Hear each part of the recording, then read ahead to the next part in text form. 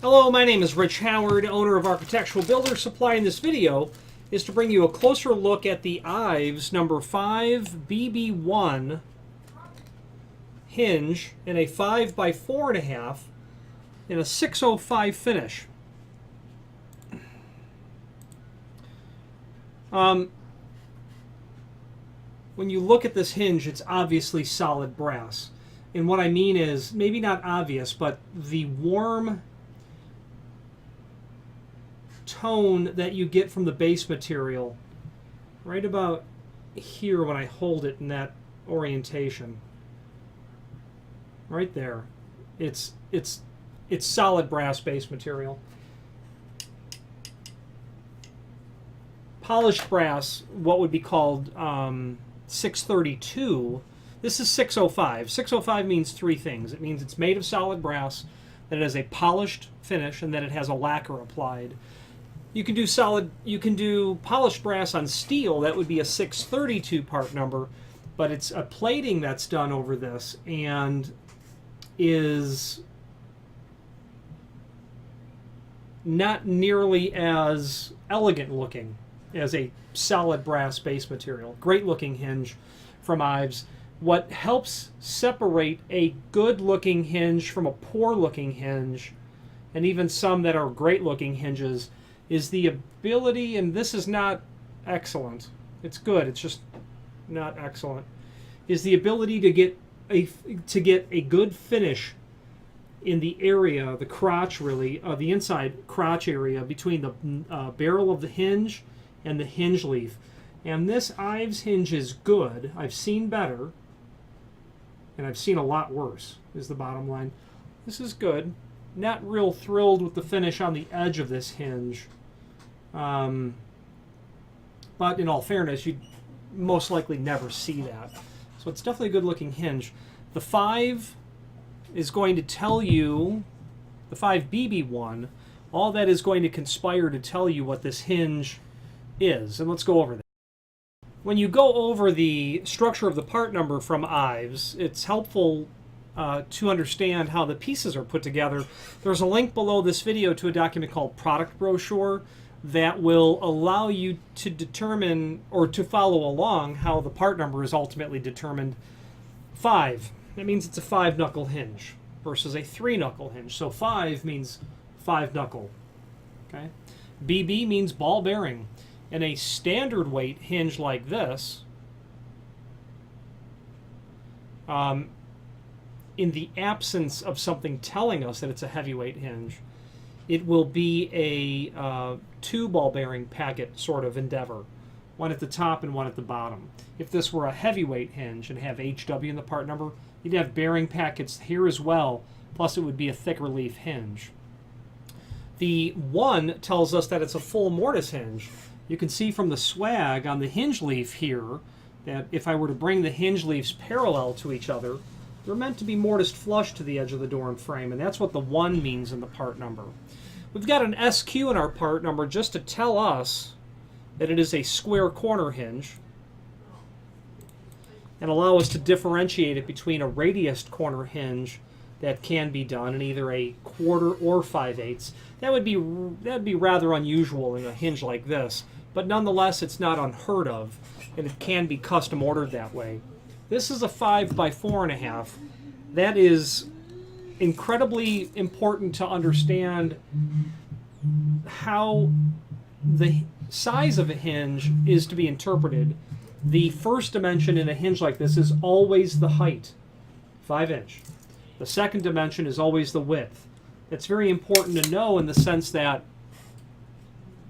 if you have a specification that calls for a 4.5 by 4.5 inch hinge, probably doesn't matter. You can get away with being with not being aware of how that height first runs. But when you manufacture doors and frames and someone tells you that it's a 4.5 by 5 hinge or a 5 by 4.5, that very much matters what you're going to do to the door and frame. So always remember that the height is first. It's the opposite way that doors are sized, whereas a door is always the width first. Hinges are the height first. Now, someone using a 5 by 4.5, that is very likely an 1 3/4 thick door. that you are going to that might be heavier than average, that might be taller than standard. A 5-inch is significantly, just that additional half-inch of hinge when compared to a 4.5-inch is several percentage points more capable of handling the weight of a door and doing so over a much longer lifespan. So if you've got 1.75-inch doors, and let's say they're 8.0, there's no problem using 5-inch tall hinges. That's a good idea. And certainly a hinge like this is going to likely go on to maybe a 3.6 by 8.0 1.75-inch style and rail door. It's wider, it's taller, it's heavier. Okay, because it's 4.5, that really tells me you're probably dealing with an 1.75-inch thick door. If it was a 5x5, you'd probably have a 2-inch or more commonly a 2.25-inch thick door. So keep that in mind. Moving through the rest of the part number, very interestingly to learn, the way IVES does this is they will give you the finish next. Now I'm not a fan of the way IVES does it. I suppose, is there a reason to be? The 5BB, the 5BB1 doesn't tell me what the base material of this is at all. It gets to the finish. And I suppose it's more of an elegant way. This is 605. That can only mean it's made of solid brass. So the finish code infers not only the color, but the base material. So if you ordered this same hinge, back to the earlier example, in a 632, you'd get polished brass, and it would, from a distance, look the same. Less regal, in my opinion, but it would have a steel base material. So that's how they're going to pick up the difference of the base metals, by just using the finish code. Maybe I'm accustomed to other manufacturers' ways of telling us, and maybe it is a more elegant way to just define the base material via the finish code that's given to us, and that's defined from the BHMA, Builders Hardware Manufacturers Association, table of determining base material and finish. That product catalog will allow you to review all of that. When you get into anything after the finish, in the part number, it'll be options that you'll do. Page 3 gets into a very nice detailed summary of how the numbers are built, and that will give you all of the potential options for an IVES hinge.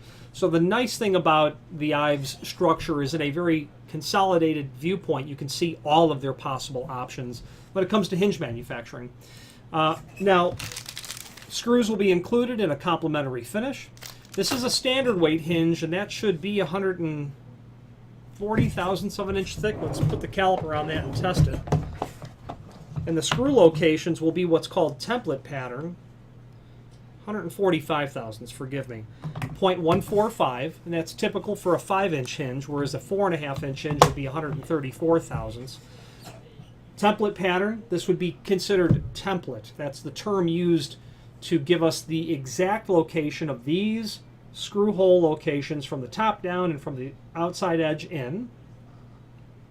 Square corner will include all machine and all wood screws. According to the magnet, those are steel hinges, or at least they're ferrous based. So keep that in mind, that's how this hinge is supplied. The other details that are down below this video we've already covered, so we won't beleaguer them again here. There is a link below this video to a document called General Info, which is handy if you are looking for an overview of all of IVES hinge data in terms of it being encyclopedic. If you want to know more about hinges in general, that's a good document to refer to. Maybe you're unsure of the size hinge that you should be working with based on the thickness of the door. That would be a helpful idea. Or where to locate your hinges would also be addressed there. There is also a link to a document called Template, which is incredibly handy because it will show you the dimensional locations of those screw holes. If you have a door and you need to buy a hinge and you're not really sure if this is compatible, refer to that template and compare it against your existing so that you eliminate the guesswork of having to save yourself the trouble of ordering the wrong hinge. Okay. This hinge can obviously be manufactured in all of the finishes and base materials listed in the product brochure and all the sizes therein with all of the options. Then finally, there's a link below this video to the manufacturer's page where you can pull up not only all of the IVES products that we sell, but a link to the manufacturer's website, as well as a link to the full product catalog. If you have any questions on the IVES, number 5 BB1, square corner, 5 by 4.5, 605 hinge, or any other. And before I wrap this up, one thing that I like about the IVES hinge is that their logo, it's not overwhelming, it's not too large. It allows you to see who makes the hinge and does so in an architecturally pleasing way. If you have any questions on the IVES 5BB1 or any other IVES product, please feel free to reach out to us. Thank you.